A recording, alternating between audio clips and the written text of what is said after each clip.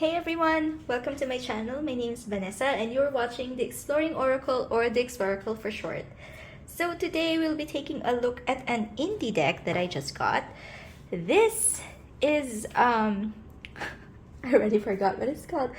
This is the Geometric Dreamland Tarot. I got it from Vermilion Collection and it was just released this November. Okay, so I just got it a few days ago actually. So I was initially drawn because I am part of, I get newsletters from Vermilion, so they, I believe, are the distribution center for decks like Dream Vision, so that is why I am on their list. And they sent out an email about this new release and I was just so drawn to the art on this deck. So even though I didn't know anything about this deck, since it also came out around the Black Friday, or I was preparing for Black Friday sales, I did get this deck right away because I was so drawn to it and it was still part of my deck haul budget for Black Friday. So this is what the inside of the box looks like, and we'll talk about the cards later, but this is the guidebook. So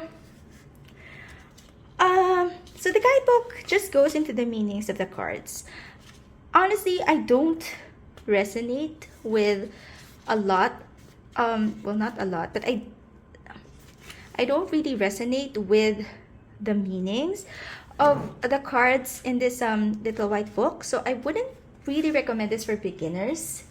It is available in 2 languages, I believe Mandarin and English, so maybe this is just a translation issue, but yeah, it's not something that I would use together with the deck much. So probably I would rely more on my own from the meanings that I know of the tarot and my own intuition. And that is another reason why I got this deck. So inside of the box says unconditional love. That's it's a, I'm not sure what how you would describe this. This is just like a, it doesn't come apart fully, but it is secure. Okay, so let's just put that to the side and take a look at the cards. So these are, you have 2 extra cards. They are not labeled, so I don't really know if I'm going to use them with the deck, but these are the backs, and I love the backs. They are reversible. There is also a little bit of, it's not really foil detail, but it's really nice. So I love the backs. Okay, cardstock, it is matte, feels good, feels sturdy, it has a good quality, it has a good snap, and it doesn't feel like it will clump. So it's a very slippy matte cardstock. It is also gilded in this silver foil. Oops, okay. Alright, so let's zoom in and take a closer look at the cards. Alright, so basically the card does have these additional borders on the cards, which I would have preferred that were not there, but I'm not sure if it's because of the symmetry or the overall style, but I think it does look a little bit distracting.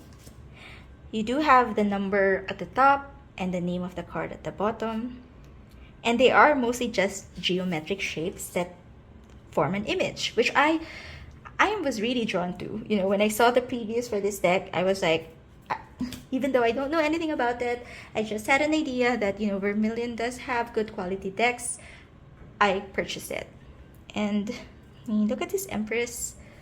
I love her. I like that they don't really have faces, and for some reason there is something about this art that triggers my intuition, or it pulls me in.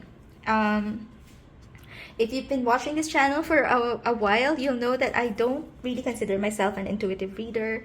I do feel like I rely, or I like working with guidebooks, and I do feel like I rely a lot on the set meanings, or the meanings that I've memorized about the deck. But some decks do force me to use my imagination more, or my, I guess, the right side of my brain more, and overrides my left side of the brain, that that helps me connect more or become more intuitive. So I don't really know how to explain that. I wish I was more eloquent, but that's just how I see it, and that's really why I was drawn to this deck, because I felt that it would facilitate that for me. I mean, look at this death card, right? And I also like that the colors are like these pastel or light muted colors. I don't really think I have much decks in this colorway. And there's something about it that, again, pulls me in. I really just wish that they didn't have these additional borders, because that does kind of take me out of the image. I am tempted to trim it, but since it is off center, as you can see, it's smaller up top than it is at the bottom. If I trimmed it, it would break the symmetry of the backs of the cards, which I really love. So I think I will just have to keep it as is and just try and live with the additional borders. But yeah, I think it would have been a lot better without it. 3 of Wands, 4 of Wands. Something about this art style really draws me in. 5 of Wands, 6 of Wands, 7 of Wands, 8, 9 of Wands, and you have the 10 of Wands.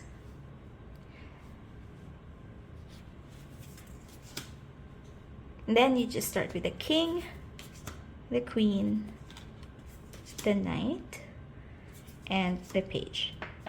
So as always, feel free to slow down, speed up, or pause if you want to take a closer look at the cards. I do want to note that when I did get this, it was in a weird order. So there were some cards that were in order, but the courts were arranged with the King first. Some cards were a little bit lost. Like I think I got the Pentacles as the first card. Yeah, but anyway, I just rearranged it, but I haven't really used this deck yet. I wanted to show it first because it is a new release, and I don't think there's a lot of videos about it yet. 6 of Cups, 7 of Cups, 8 of Cups. So there are some cards that are based on RWS, but some are a little bit abstract. So I wouldn't recommend this to somebody who is just learning. But of course, if you're drawn to it, any deck can work. Oh, I think I arranged some of the cards differently. Sorry about that, but yeah, just showing you all of the cards. Okay, then we move on to the sword suit. 2 of Swords, 3 of Swords, 4 of Swords. Love this. 5 of Swords, 6 of Swords, 7 of Swords, 8 of Swords, 9 of Swords. Very RWS, this imagery. 10 of Swords. Then you have the Page, the Knight, Queen, and the King. And lastly, the Pentacles. 2 of Pentacles, 3 of Pentacles, 4 of Pentacles, 5 of Pentacles, 6 of Pentacles, 7, 8, 9 of Pentacles, 10, Page, King, Knight, and Queen. So I guess I didn't rearrange it as well as I did, but yeah. Okay, so let's zoom out. Alright, so zooming out, let's see how this shuffles. Oh, okay, so it is still a little bit stiff. Again, because this is a new deck, I haven't worked with it. Yeah, but you can riffle shuffle it. I think that it is slippery though, but I think it will riffle better, or it will become a little bit more flexible over time. I can riffle it, I can bridge it. Again, it is a little bit slippery though, so for those, so just take note of that when you shuffle.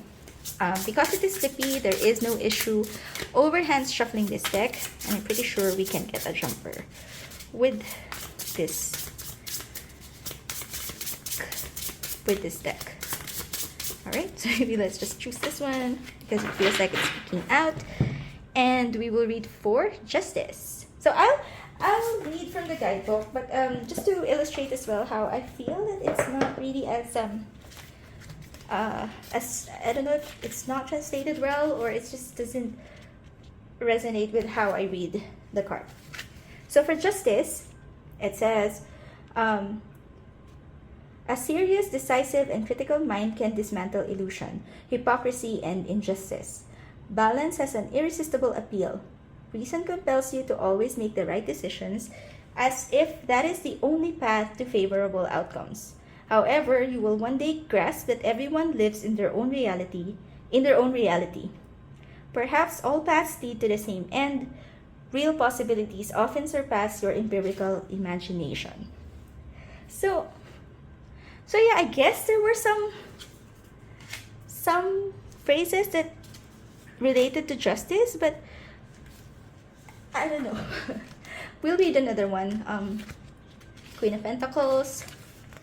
So let's also test or read for a minor. So in the guidebook, the court cards come first before the minors. So for the Queen, maturity implies patience and resolve. Find solace where you feel most at ease, for it holds all the answers. Yeah, so they're short. They're not really just, I guess they're not as expansive as I would have liked, but I honestly don't think that I will be using the guidebook for this deck. And that's saying something, because I really like working with guidebooks. I do prefer using the guidebooks with my decks, but for this case, I think I would stick with whatever meanings that I already know.